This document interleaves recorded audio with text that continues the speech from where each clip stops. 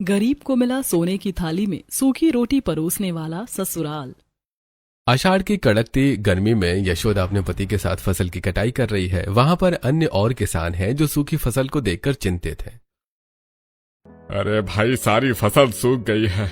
अगर फसल की कटाई करने के लिए फसल रहेगी ही नहीं तो बड़े बड़े जमींदार हम छोटे छोटे किसान को क्या ही पैसे देंगे। ये तो चिंता का कारण है। हाँ, और फिर ऊपर से घर में जवान बेटी भी है। अब तो सब भगवान के भरोसे ही है, ईश्वर सब अच्छा ही करेंगे। अब फसल की कटाई करके यशोदा अपने पति के साथ घर आती है। अब दोनों पति पत्नी हैंडपंप में हाथ मुंह धोते हैं। वहीं यशोदा रसोई में आती है और डिब्बों को खोलकर आटा चावल देखती है। सुनिए जी, खाने के लिए तो अन्न का एक दाना भी नहीं है। क्या करूं, मेरे पास भी अभी पैसे नहीं है। कल की सूखी रोटी नहीं है क्या? हाँ, कल की बची सूखी रोटियां तो रखी हुई हैं। अब यशोदा इतना कहती है कि तभी कोचिंग से यशोदा की बेटी राधिका आती है। माँ आ गई आप फसल की कटाई करके? चलिए जल्दी से खाना दीजिए, मुझे बहुत भूख लग रही है। अब यशोदा अपनी बेटी को अपने साथ चटाई पर बिठाती है। पीछे से राजू भी आता है। अब यशोदा सबके आगे स्टील की थाली रखती है और उस थाली में सूखी रोटी और शक्कर के टुकड़े रखती है। ये लो बेटी, तुम्हें भूख लगी थी ना, खाना खा लो। अब खाना देखकर राधिका, ये क्या मम्मी, फिर से सूखी रोटी? और आज तो चटनी भी नहीं है, इस शक्कर के साथ खाना पड़ेगा सूखी रोटी? माँ, आखिर हमारी थाली में रोज ये सूखी रोटी ही क्यों आती है? बेटी मैं मजबूर हूँ, क्या करूँ। गर्मी का तापमान इतना ज्यादा बढ़ गया है कि फसल का नुकसान हो रहा है। बड़े बड़े जमींदार हम छोटे मोटे किसानों को पैसे देने से कतरा रहे हैं। हाँ बेटी, और फिर ले देकर जो पैसे की कमाई 2 पैसे की होती है वो हम तेरी शादी के लिए जोड़ रहे हैं। कल को तेरी शादी भी तो करनी है। हाँ, और देखना, तेरी शादी हम ऐसे घर में करेंगे ना जहाँ तेरी थाली में कभी सूखी रोटी नहीं आएगी। रहने दो माँ, मैं अपनी थाली की ये सूखी रोटी ही खा लूंगी, क्योंकि मुझे शादी नहीं करनी। मैं आप लोगों के साथ रहना चाहती हूँ, नहीं तो मेरे जाने के बाद आप दोनों अकेले हो जाएंगे। ऐसा नहीं है बेटी, मैं तेरी शादी एक अच्छे घर में करूंगी। तू दामाद जी के साथ जब इस घर में आएगी ना तो इस घर में रौनक ही रौनक छा जाएगी।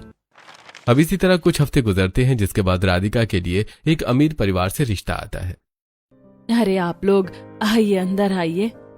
अब लड़के वाले घर के अंदर बैठते हैं, जहां घर काफी टूटा फूटा और दीवारों पर हल्की दरार होती है। इतने में राधिका प्लेट में सबके लिए चाय नमकीन लेकर आती है। तभी लड़का गुस्से से कहता है, माँ आपका दिमाग खराब है जो आप अपने पढ़े लिखे बिजनेसमैन बेटे का रिश्ता इस गरीब घर में लेके आई हैं।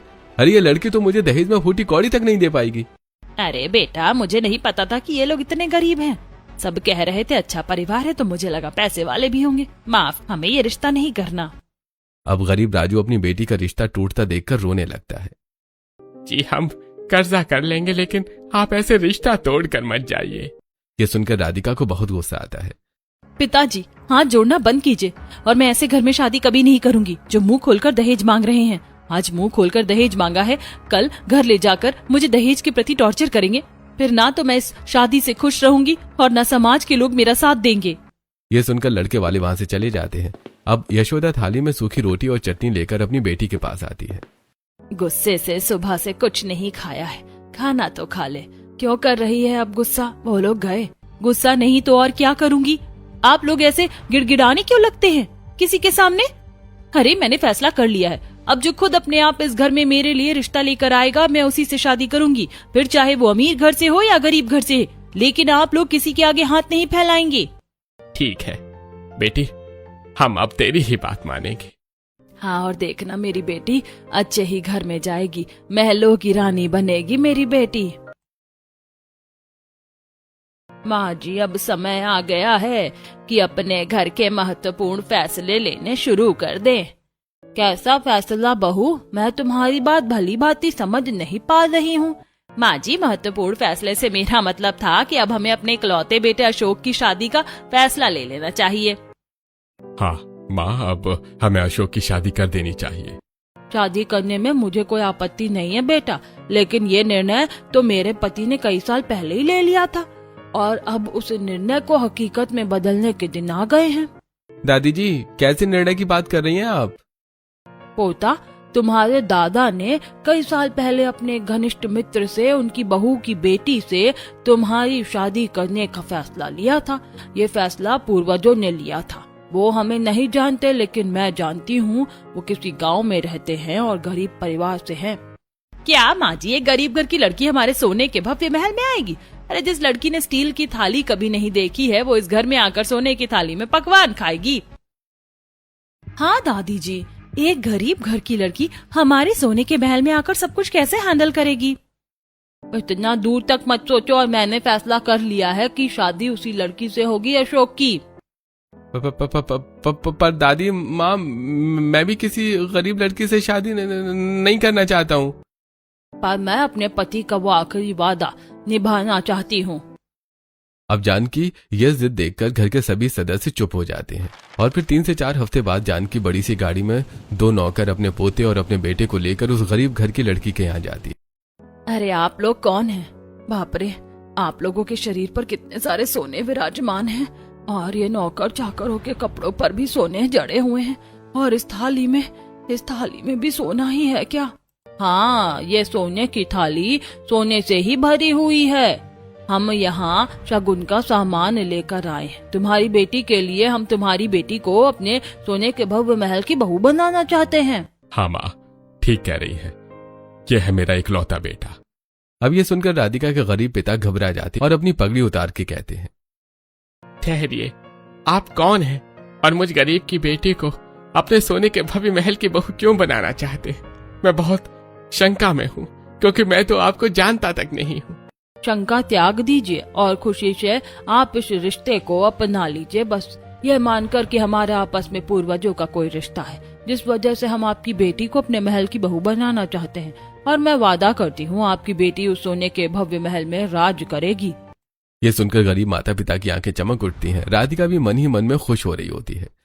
अच्छा, अगर ऐसा है तो मैं इस रिश्ते से बहुत खुश हूँ और मेरी तरफ से ये रिश्ता पक्का है। अब इसी तरह 3 से 4 हफ्ते गुजरते हैं, जिसके बाद यशोदा की गरीब बेटी पूरी विधि विधान के साथ मंडप में बैठकर उस भव्य महल के इकलौते बेटे से शादी कर रही होती है। वहीं पड़ोस के लोग, बाप रे यशोदा, तेरी बेटी ने तो जरूर पिछले जन्म में कोई अच्छे कर्म किए होंगे, तभी तेरी छोटी सी कुटिया से निकलकर वो सीधा भव्य महल में जा रही है। सच में बड़ी भाग्यशाली है। अब ससुराल जाकर तो सिर्फ राज ही राज करेगी तेरी बेटी। हाँ, ईश्वर की कृपा है ये जो मेरी बेटी इतने अच्छे घर में जा रही है। मेरी बेटी चांदी का चम्मच मुंह में लेकर पैदा नहीं हुई, लेकिन ससुराल ऐसा मिला है कि वहाँ रोज ही सोने की थाली में पकवान खाएगी मेरी बेटी। अब राधिका अपने ससुराल आती है। सोने के महल के घर के दरवाजे को देखती है, जो बहुत आलीशान होता है। अब राधिका चौखट पर खड़ी होती है। वहीं आरती की थाली लिए राधिका की सास। आओ, इस कलश को अपने दाएं पैर से गिराकर हमारे सोने के आलीशान महल में प्रवेश करो। अब राधिका दाएं पैर से कलश गिराकर अपने खूबसूरत पैर कुमकुम की थाल में रखती है और धीरे धीरे सोने के भव्य फर्श पर पैर रखकर महल के अंदर प्रवेश करती है। अब राधिका देखती है कि उसका ससुराल चारों तरफ से सोने का है। हॉल में बहुत बड़ा आलीशान सोने का झूमर लटक रहा है।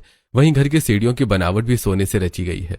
दूसरी ओर आलीशान डाइनिंग टेबल है, जिसके ऊपर मखमली लाल कालीन भी बिछी है और ऊपर सोने की थालियां सजी हैं। बाप रे, मैं इतने बड़े आलीशान सोने की महल की बहू बनी हूँ। भाभी, अगर आपने सभी चीजों को अच्छी तरीके से निहार लिया हो तो जाइए, अब आप अपने कमरे में आराम कर लीजिए। अब यह सुनकर राधिका चुपचाप अपने पति के साथ अपने कमरे में जाती है, जहां राधिका के कमरों की दीवार भी सोने की होती है।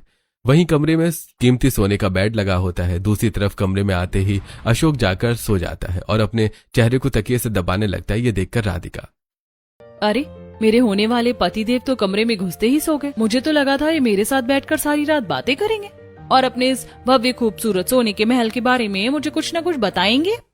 अब अगले दिन सुबह राधिका नहाकर अपने ससुराल की रसोई में आती है। रसोई काफी बड़ी है। 1 से 2 नौकर वहां काम कर रहे होते हैं। वहीं शीशे के कैबिनेट में सुंदर सोने की थालियां और अन्य बर्तन चमचमा रहे होते हैं। बाप रे, मेरे ससुराल की रसोई के सारे बर्तन सोने के हैं, गैस भी सोने का है। मैं भी इन सुंदर बर्तन में खाना बनाना चाहती हूँ। तभी वहां खड़े नौकर, नहीं, रुक जाइए।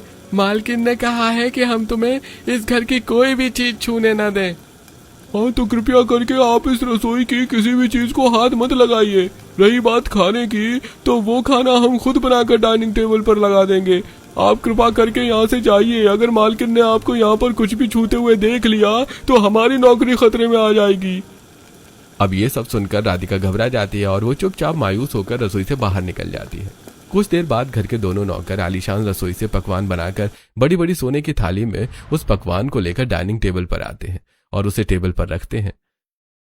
अब सभी लोग आकर डाइनिंग टेबल पर बैठते हैं। अब सोने की थाली में रखे पकवान की खुशबू को सूंघकर राधिका भी खुशी से डाइनिंग टेबल पर बैठती है कि तभी एक नौकर उसका हाथ पकड़कर उसे डाइनिंग टेबल से उठाता है और सीधा जमीन पर बिठा देता है। अरे ये क्या, घर के सभी सदस्य डाइनिंग टेबल पर बैठे हैं और आप मुझे यहाँ जमीन पर बिठा रहे हैं।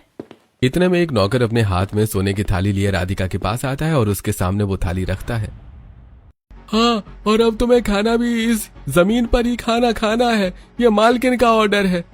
चलो हटाओ इस सोने की थाली का ढक्कन और जो इस थाली में रखा है उसे खाओ। अब राधिका घबराकर सोने की थाली के ढक्कन को हटाती है, जहां सोने की थाली में सूखी रोटी और अचार रखा हुआ होता है। अरे ये क्या माँ जी, आप सभी लोग डाइनिंग टेबल पर सोने की थाली में पकवान खा रहे हैं, लेकिन अपनी बहू को सोने की थाली में सूखी रोटी दी है खाने को। तभी गुस्से से बबीता कहती है, अरे तुझे गरीब को इस घर की बहू बनाकर लेकर आ गई हूँ ना, बस यही गनीमत है तेरी, वरना तो तेरी औकात इस घर की जमीन पर भी बैठने की नहीं है। अब ये सुनकर राधिका के पैरों तले जमीन खिसक जाती है और उसे शादी के दूसरे दिन ही एहसास होता है कि उसके ससुराल वाले उसे पसंद नहीं करते। अब राधिका सोने की थाली में रखी सूखी रोटी और अचार को खाने की कोशिश करती है, लेकिन रोटी इतनी ज्यादा सूखी होती है कि वो रोटी उसके गले से नीचे नहीं उतरती और उसे तेज तेज खांसी होनी शुरू हो जाती है। माँ जी, दादी जी, माँ जी, ये रोटी तो बहुत ज्यादा सूखी है और फिर इस गिलास में पानी भी नहीं है। माँ जी मुझे पानी दे दीजिए। ये सूखी रोटी सुई की तरह मेरे गले में चुभ रही है। अरे तुम लोग ये क्या कर रहे हो उस बेचारी के साथ? पहले तो उस गरीब को सोने की थाली में सूखी रोटी दे दी और फिर पानी की एक बूंद भी नहीं दिया तुमने उसे।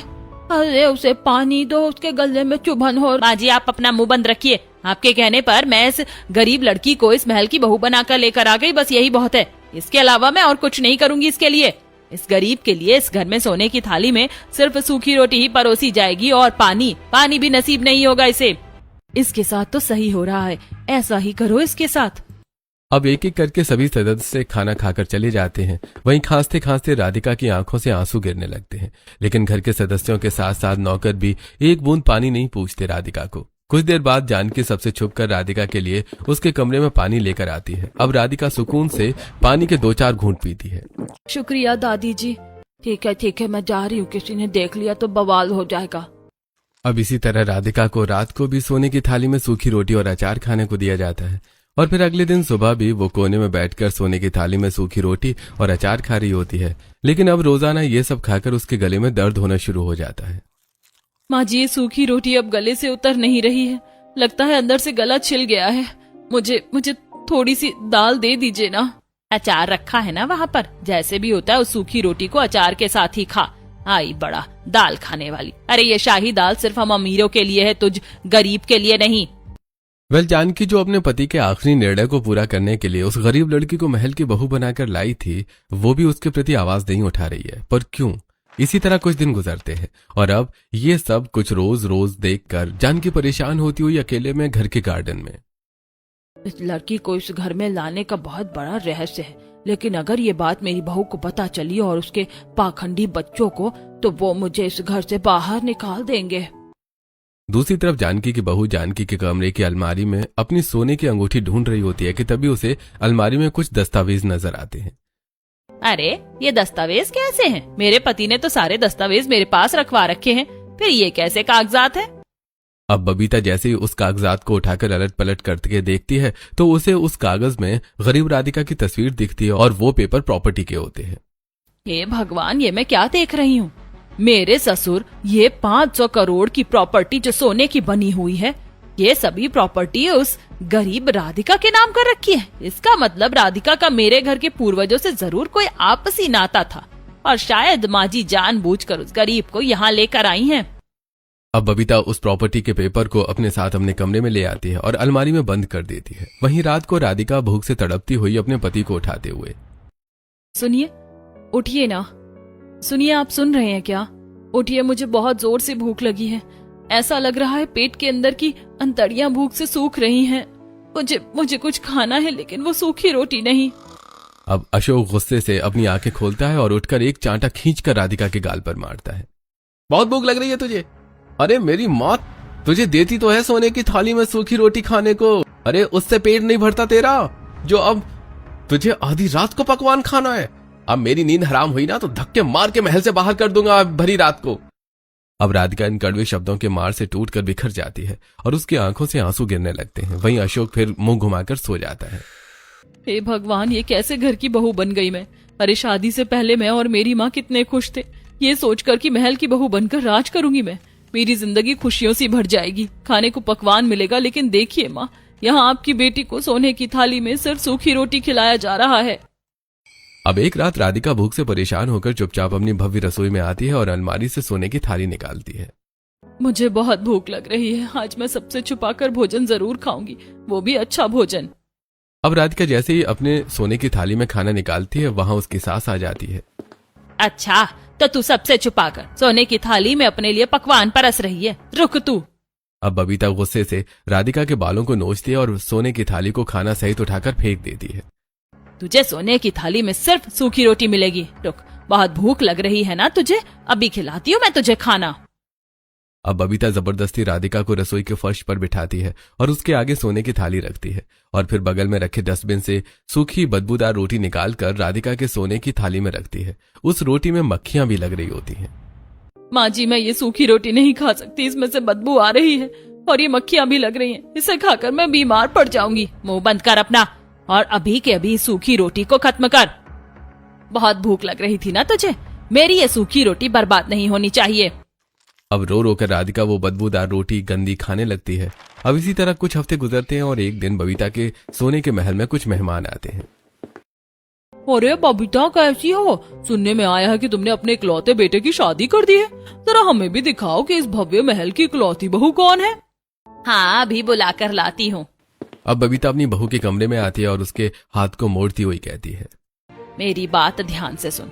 बाहर तुझसे मिलने कुछ मेहमान आए हैं, लेकिन खबरदार, जो तेरे चेहरे पर जरा भी परेशानी, चिंता, घबराहट या तकलीफ दिखाई दी तो किसी को पता नहीं चलना चाहिए कि यहाँ तेरे साथ मैं क्या करती हूँ। वरना उस सोने की थाली में जहाँ तुझे रोटी मिलती है ना, अगले दिन से तुझे उसमें मरे हुए जानवरों का शरीर मिलेगा। अब राधिका ये सुनकर थर थर कांपने लगती है। नहीं माँ जी, मैं किसी को कुछ नहीं पता चलने दूंगी। अब राधिका तैयार होकर मेहमानों के पास आती है। अरे बहू तो बहुत खूबसूरत है, काफी मासूम और शांत स्वभाव की लगती है। हाँ सच में बहू बहुत मासूम है और एकदम चांद के टुकड़े जैसा चेहरा है बहू का। वैसे मानना पड़ेगा बबीता, तुम्हारे जैसी नेक दिल इंसान हर किसी को होना चाहिए, जो अपने भव्य सोने के महल में एक गरीब लड़की को ब्याह कर लेकर आई है। अरे आप लोग बस तारीफ ही करोगे या खाना पीना भी खाओगे? अब सभी लोग डाइनिंग टेबल पर बैठते हैं। नौकर सबका खाना लगाता है। बबीता हाथ पकड़ के अपनी बहू को डाइनिंग टेबल पर बिठाती है। देख रही हो शकुंतला, कौशल्या, मैं अपनी बहू को सोने की थाली में खाना खिलाती हूँ। क्या तुम भी अपनी बहू के साथ ऐसा ही पेश आती हो? नहीं बबीता जी, हमारी सासू माँ तो हमें स्टील के ग्लास में एक ग्लास पानी भी नहीं पूछती है, सोने की थाली तो दूर की बात है। सच में हमारी ऐसी किस्मत नहीं बबीता जी, ये तो आपकी बहू ही राजयोग लेकर आई है इस महल में, जो उसे सोने की थाली में खाना खाने का सौभाग्य मिला है। दूसरी तरफ घबराई हुई राधिका, ये लोग मेरे सोने की थाली को देखकर खुश हो रहे हैं, लेकिन इन्हें ये नहीं पता कि इस सोने की थाली के नीचे सूखी रोटी के सिवा कुछ नहीं मिलता मुझे खाने को। वहीं अब अचानक शकुंतला कौशल्या का फोन बजता है। वो फोन उठाती है और बात करती है, लेकिन फोन रखने के बाद उनके चेहरे पर एक चिंता झलकने लगती है। माफ करना बबीता, खाना बाद में खाऊंगी, अभी बहुत इमरजेंसी काम से इस वक्त निकलना होगा। अब ये कहकर शकुंतला कौशल्या अपनी बहू को लेकर वहां से चली जाती है, जिसके बाद बबीता डाइनिंग टेबल से अपनी बहू को तेजी से धक्का मारती है। राधिका नीचे गिर जाती है।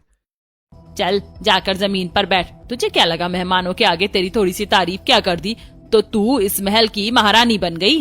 नौकर, इसकी थाली नीचे रखो। अब नौकर सोने की थाली उठाकर राधिका के पास रखते हैं।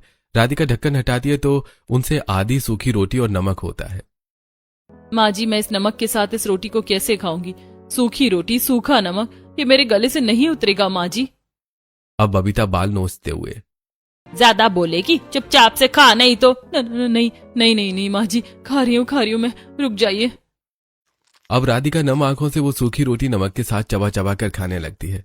इसी तरह एक दिन डाइनिंग टेबल पर राधिका की नंद सोने की थाली में शाही बिरयानी, कबाब, रायता जैसी चीज खा रही होती है कि तभी उसके मुंह में कंकड़ आता है और वो मुंह पर हाथ रखकर जमीन पर बैठी राधिका के पास जाती है, जो सोने की थाली में सूखी रोटी खा रही होती है। वो अपनी थाली में अपने मुंह का खाना उगल देती है। अरे ये क्या कर रही हो नेहा? सूखी रोटी सोने की थाली में कम है क्या, जो तुम अपने मुंह का जूठन भी इसमें उगल रही हो? हाँ, उगल दिया जूठन अपने मुंह का, चल अब खा ले इसको। तेरे लिए तो ये भी शाही खाना ही होगा ना। अरे बिरयानी उगला है अपने मुंह से, बिरयानी जो तूने कभी देखा भी नहीं था। चल खा इसको। नहीं, मैं नहीं खाऊंगी, मैं भी इंसान हूँ। इतने में वहां बबीता आती है और बबीता राधिका के गाल पर खींचकर चांटा लगाती है।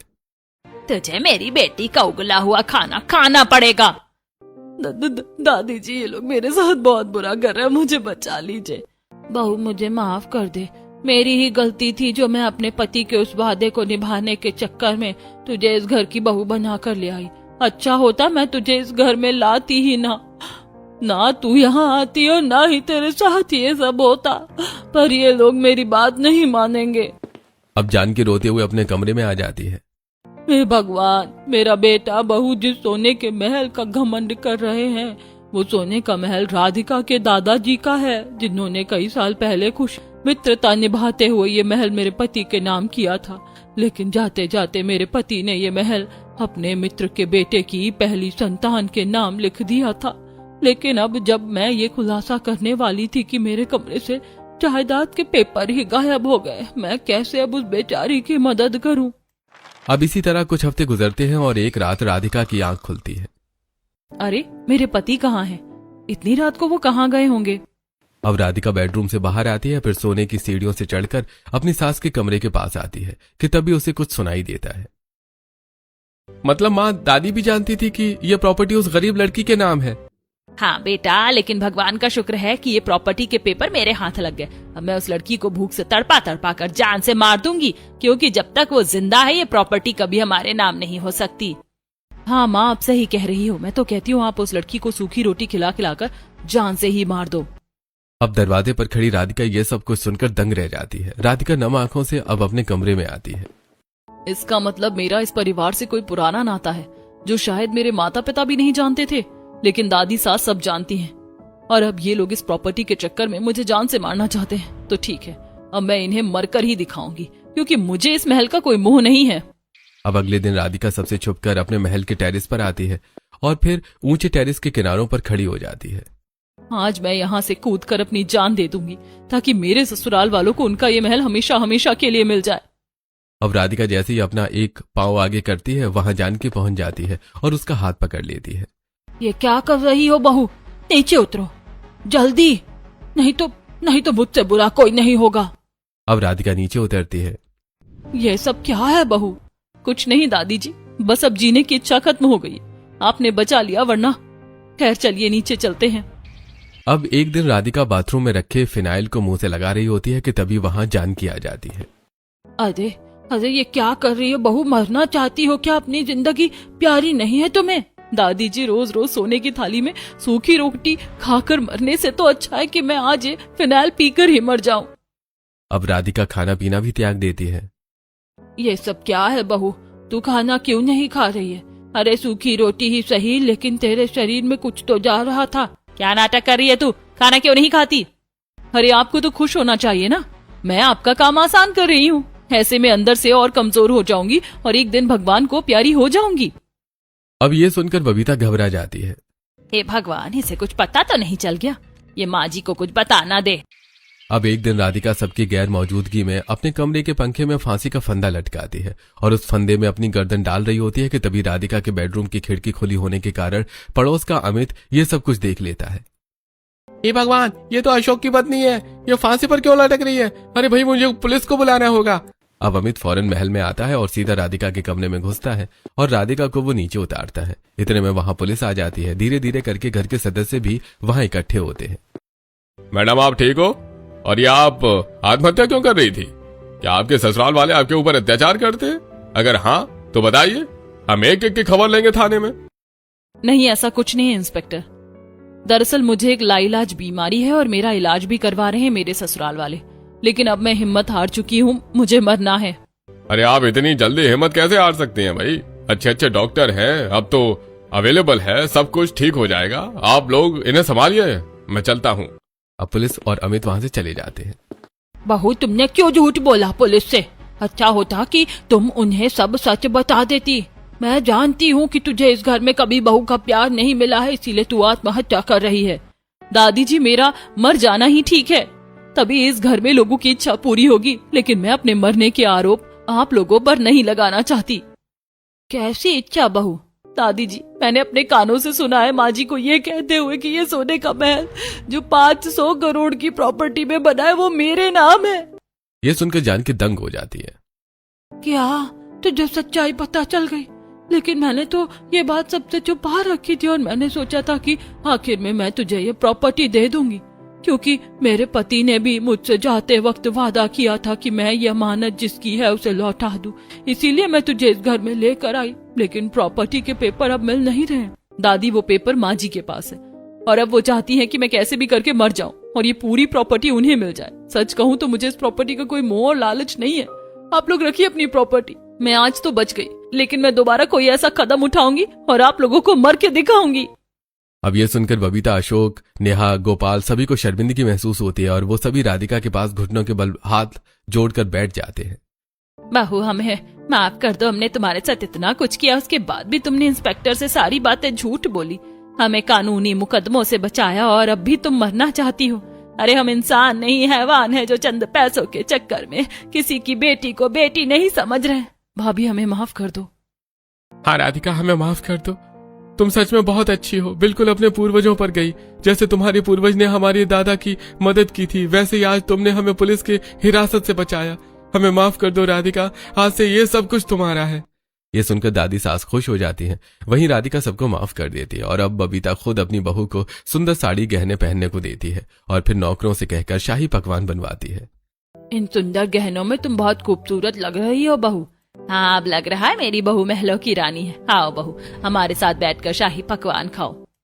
अब राधिका पहली बार डाइनिंग टेबल पर बैठकर सबके साथ सोने की थाली में शाही पकवान खाती है। माँ जी, दादी जी, ये खाना बहुत स्वादिष्ट है। हाँ बहू, मैं जानती हूँ, और अब तुम ऐसे ही स्वादिष्ट खाना रोज खाओगी। अब तुम्हारी सोने की थाली में कभी सूखी रोटी नहीं रखी जाएगी। ये सुनकर राधिका खुश हो जाती है। अब अगले दिन राधिका के ससुराल वाले राधिका को सुंदर बनारसी साड़ी, बालों में सोने का परांदा, कमर में सोने की तगड़ी, हाथों में सोने की चूड़ियां, सिर पर सोने का ताज पहनाकर बड़ी सी गाड़ी में उसे कुलदेवी के मंदिर में ले जाते हैं। पंडित जी, हमारे घर की इकलौती बहू है जिसे हम माता के दर्शन कराने लाए हैं। सदा सुहागन रहो बहू। अब राधिका, अशोक, पंडित के हाथ में कुछ सोने की मुद्रा देते हैं। अब पूजा अर्चना करने के बाद राधिका बड़े से रेस्टोरेंट में अपने परिवार वालों के साथ शाही खाना खाने आती है। अब आसपास के लोग राधिका को देखकर, अरे देखो, लगता है कहीं की महारानी आई है इस 5 स्टार होटल में खाना खाने, बड़ी खूबसूरत लग रही है। अब राधिका ये सुनकर बस मुस्कुरा देती है। उसे ये सब कुछ बहुत अच्छा लग रहा होता है। अब राधिका अपने परिवार वालों के साथ घर आती है और फिर अगले दिन राधिका अपने हाथ से अपने महल की रसोई में शाही पकवान बनाती है। भाभी, आप क्यों कर रही हो? नौकर है ना। नहीं, मेरा सपना था कि मैं इस भव्य महल की रसोई में सोने के चूल्हे पर सोने के बर्तन में कुछ पकवान बनाऊं। आप लोग चलिए, मैं आपके लिए पकवान बनाकर लाती हूँ। अब राधिका स्वादिष्ट पकवान बनाकर सोने की थाली में सबको खिलाती है। अरे भाई बहू, पकवान बहुत अच्छा बना है। हाँ, खाना काफी स्वादिष्ट है। अब इसी तरह कुछ हफ्ते गुजरते हैं, जिसके बाद राधिका के गरीब माता पिता राधिका से मिलने उसके भव्य सोने के महल में आते हैं। अरे माँ, आप आइए ना, अंदर आइए। अब राधिका के ससुराल वाले राधिका के गरीब माता पिता को भव्य डाइनिंग टेबल पर बिठाकर सोने की थाली में शाही पकवान खिलाते हैं। खाना खाकर सबका मन तृप्त हो जाता है। बेटी, लग रहा है तुम अपने सोने के महल में बहुत खुश हो। हाँ, बेटी के चेहरे पर मुस्कान देखकर तो मन शांत हो गया। हाँ माँ, मैं यहाँ बहुत खुश हूँ। ये लोग मुझे पल पल बहुत प्यार देते हैं। अब कुछ देर बाद राधिका के माता पिता उससे मिलकर जाने लगते हैं। तभी जानकी और बबीता ढेर सारा सोने का मुद्रा उनके हाथ में देती है। अब गरीब माँ बाप के जाने के बाद, बहू, जब तुम्हारी माँ ने तुमसे प्रश्न किया कि तुम यहाँ खुश हो या नहीं, तो मुझे डर हो गया था कि तुम उन्हें बता दोगी कि हमने तुम्हारे ऊपर बहुत अत्याचार किया, लेकिन तुमने कुछ नहीं कहा। नहीं माँ जी, घर की बात घर में ही रहे तो ज्यादा ठीक रहता है, और शादी के बाद तो लड़की का असली घर उसका ससुराल ही होता है। बहू तुम सच में बहुत अच्छी हो। मैं अपने सोने के महल में हीरे जैसी बहू लेकर आई हूँ। अब सभी लोग खुशी से राधिका को गले लगा लेते हैं और इस दिन के बाद से वो उसके साथ प्यार से रहने लगते हैं और राधिका को उस महल से सभी खुशियां मिलने लगती हैं जिसके लिए वो पल पल तरसती थी।